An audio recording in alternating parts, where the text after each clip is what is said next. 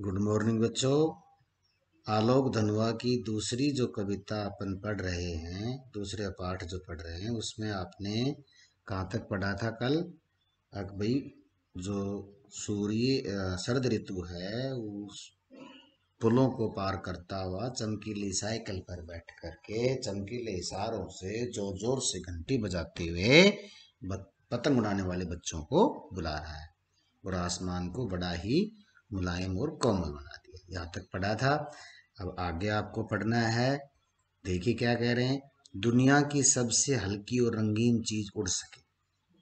कवि प्रश्न बनता है कि कवि कहता है कि शरद ऋतु में के प्रारंभ में जो आसमान है वो बड़ा ही मुलायम और कोमल होता है, क्यों?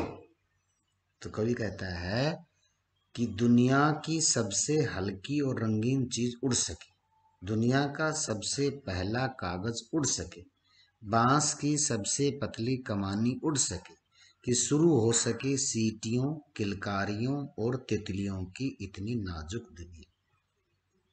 कवि यहाँ पतंग में क्या क्या चीज इस्तेमाल की जाती है और यहाँ दुनिया की कहने का तात्पर्य कि बच्चे जो हैं वो भगवान का रूप होते हैं। बच्चों का जो मन होता है वो सबसे निस्वार्थी मन होता है। तो यहाँ बच्चों का मनोबल बढ़ाने के लिए, या कहें कि बच्चों की दुनिया सबसे अच्छी होती है, बच्चे सबको अच्छे लगते हैं।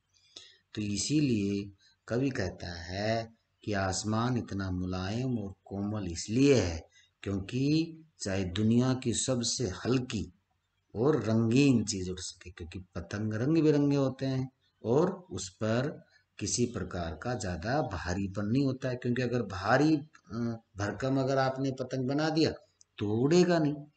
तो यहाँ क्या कह रहे हैं कि दुनिया की सबसे हल्की और रंगीन चीज उड़ सके, इसलिए आसमान को कैसा बना दिया शरद ऋतु ने? बड़ा ही मुलायम। दूसरा है इसी में, दुनिया का सबसे पतला कागज उड़ सके। पतंग में काम आने वाला जो कागज होता है कैसा होता है? पतला कागज होता है। बांस की सबसे पतली कमानी उड़ सके, और उस कागज को पतंग बनाते समय बांस की लकड़ी का इस्तेमाल किया जाता है, लेकिन वो कैसे होती है? भारी भरकम नहीं होती बल्कि बहुत पतली होती है। कि शुरू हो सके सीटियों, किलकारियों।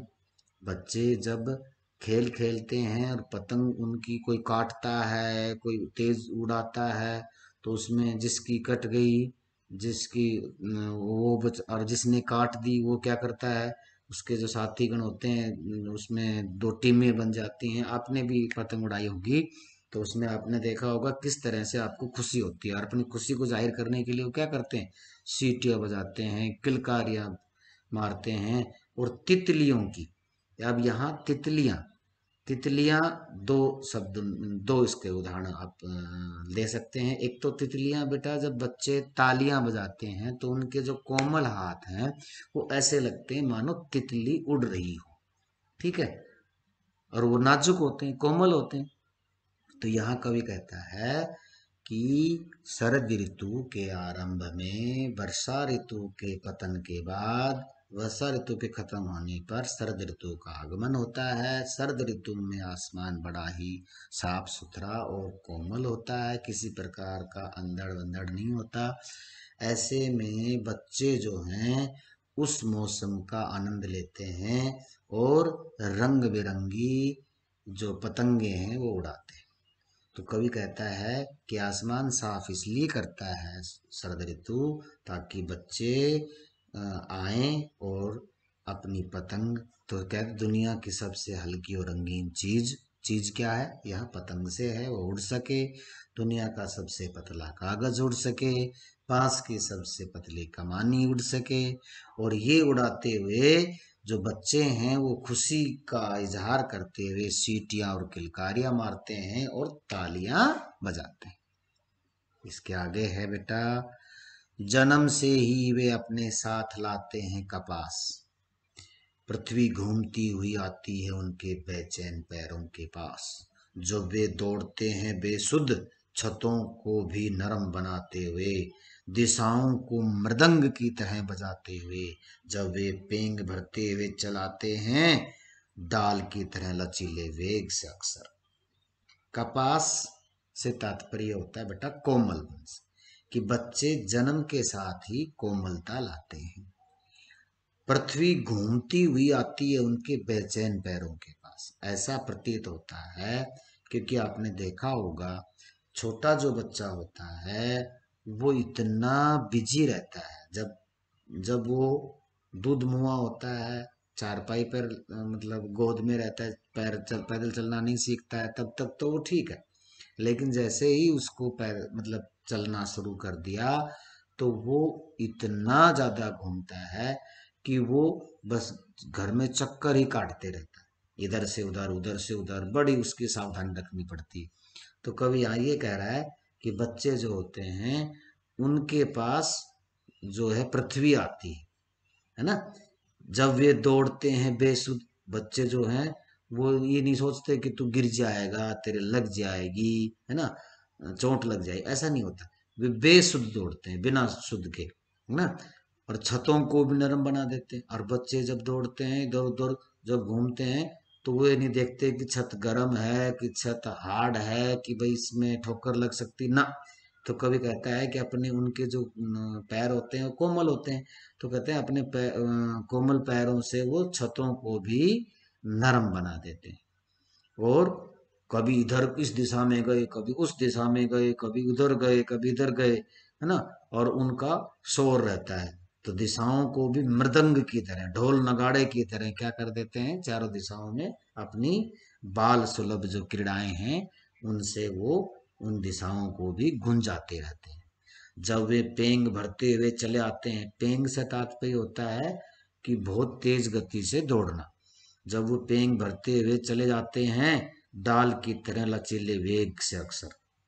क्या होता है बेटा, आप देखते होंगे कि जब भी कभी एक तो मोटी टहनी हो पेड़ की और एक पतली शाखा हो पेड़ की, दोनों में लचीलापन किसमें होता है?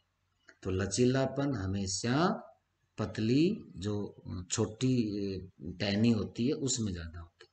तो यहाँ कवि कहना चाहता है कि जो बच्चे होते हैं वो तेज गति से दौड़ते हैं, लेकिन उनका शरीर इतना लचीला होता है कि वो इन खतरनाक चीजों से भी अपने शरीर को साध लेते हैं और वो बच जाते हैं, क्योंकि उनका जो शरीर होता है वो बड़ा लचीला होता है। तो ये था बेटा 2 पैराग्राफ इसके आपने पढ़े। अब इसका जो है लास्ट पैराग्राफ नहीं है अभी, तो इसमें बहुत बड़ी कविता है, इसके आगे अपन चलते हैं, ये समझ में आई होगी। अब आगे कह रहा है कि वो कितनी तेज गति से दौड़ते हैं लचीलेपन से। फिर कहते हैं छतों के खतरनाक किनारों तक पेंग भर रहे हैं, बहुत स्पीड से भाग रहे हैं, लेकिन उसका जो छत है या छत का किनारा है या छत का छज्जा है उसको से कौन बचाता है उसको, उसका लचीलापन। छतों के खतरनाक किनारों तक उस समय गिरने से बचाता है उन्हें सिर्फ उनके ही रोमांचित शरीर का संगीत। पतंग की धड़कती ऊंचाइयां उन्हें थाम लेती हैं महज एक धागे के सहारे। पतंग के साथ साथ वे भी उड़ रहे हैं अपने रंध्रों के सहारे। इसमें 2-3 जो शब्द हैं वो उनको थोड़ा सा आपको देखना है। छतों के खतरनाक किनारों तक क्या करते हुए, पेंग भरते हुए क्या कर रहे हैं, वो दौड़ रहे हैं।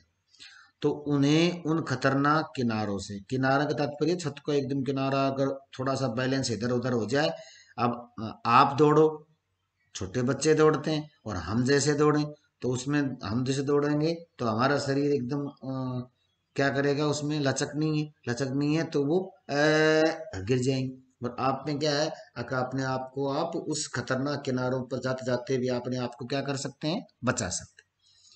सिर्फ उनके रोमांचित शरीर का संगीत। रोमांचित क्या होता है बेटा, खुशियां, बहुत ज्यादा खुश होना। तो आपका रोआ रोआ जो है वो क्या हो जाता है, खुशी से भरा हुआ है। तो आपको उन खतरनाक किनारों से, जो कि आप खेल खेल में इतने ज्यादा खुश हो जाते हैं कि वो आप अपने शरीर को उस खतरनाक किनार छत के किनारों से गिरने से बचा लेते हैं। कहते हैं पतंग उड़ाते उड़ाते ध्यान तो ऊपर रहता है, और पतंग उड़ाते उड़ाते आप छत से या किसी ऐसे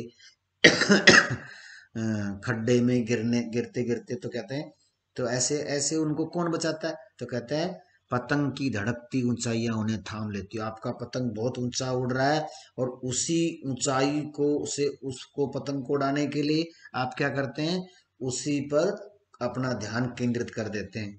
तो कहते हैं कि उन्हें ऐसे खतरनाक, या जो कहते हैं कि गड्ढे में गिरना या छत से गिरने से उन्हें पतंग की ऊंचाइयां एक धागे के सहारे, ऐसा नहीं होता है कि भाई उस धागे से उसको कोई सहारा मिलता है, बल्कि बल्कि वो उस खुशी खुशी में, है ना, वो सब कुछ भूल जाता है और उन्हें वो ऐसे खतरनाक जो हादसे हैं उनसे वो बच जाते हैं। पतंग क्यों? क्योंकि पतंग के साथ साथ वे भी क्या हो रहे हैं, उड़ रहे हैं। जैसे पतंग तो डोर के सहारे उड़ रहा है, हवा में उड़ रहा है, और खुशी के मारे उनका शरीर भी पतंग के साथ क्या कर रहा है, उड़ रहा है। किसके सहारे? रंध्र। रंध्र क्या होते हैं? रोए। आपके शरीर में जो रोए हैं वो रोमांचित होते हैं। आप जब खुश होते हैं तो आपका शरीर का रोआ रोआ खड़ा हो जाता है। तो कवि कहता है कि आप भी अपने उस पतंग की ऊंचाइयों के साथ साथ आपका जो मन रूपी जो पतंग है वो रंध्रों के सहारे उड़ता रहता है। तो बेटा ये थी आपका खत। जैसे एक बार फिर से रिपीट करता हूं कि जब कवि कहता है कि वो जब जन्म अपने जन्म से अपने साथ कपास कोमलता लाते हैं, पृथ्वी उनके बेचैन पैरों के पास खुद आती है। जब वो पृथ्वी पर बेसुध होकर दौड़ते हैं तो छतों को भी नरम बना देते हैं अपने कोमल पैरों से। दिशाओं में अपनी किलकारियों और अपनी गूंजों से वो मृदंग की तरह मानो उसको बजाते रहते हैं। जब वो पेंग भरते हुए चले जाते हैं तो डाली की तरह लचीले वेग से अक्सर वो छतों के खतरनाक किनारों से भी अपने आप को बचा लेते हैं। ठीक है।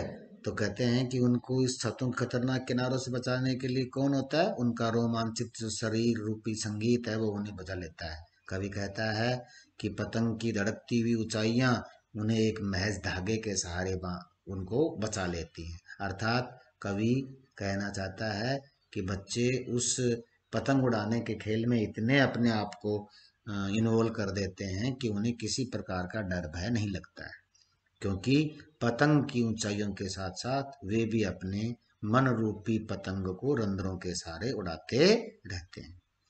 अगला आता है बेटा इसमें, अगर वे कभी गिरते हैं किनसे, छतों के खतरनाक किनारों से, और बच जाते हैं, तब तो बस फिर क्या है, फिर वो और निडर होकर सुनहले सूरज के सामने आते हैं और पृथ्वी और भी तेज घूमती हुई आती है उनके बेचैन पैरों के पास। अर्थात जब बच्चे गिरते गिरते, या कहें कि गिरने के बाद भी उन्हें शरीर पर चोट नहीं लगती है, तो वो बेखौफ हो जाते हैं और फिर वो अपने आप को इतना निडर और साहसी बना लेते हैं कि वो सूरज, तेज धूप धूप से भी उनको डर नहीं लगता, है ना।